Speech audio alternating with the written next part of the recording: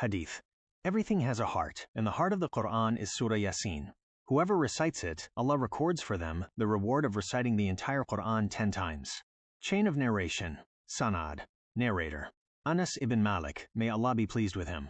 Source: Jami al-Tirmidhi, Sunan al-Darimi.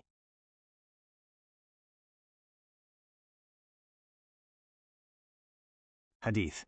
Whoever recites Surah Yaseen at night, seeking the pleasure of Allah, their sins will be forgiven. Chain of narration. Sanad. Narrator.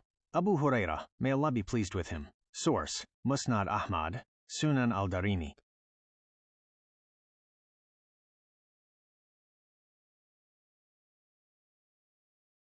Hadith. Whoever recites Surah Yaseen in the morning, their needs for the day will be fulfilled.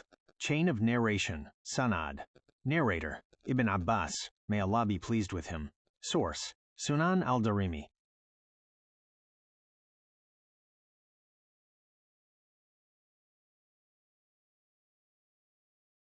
Hadith.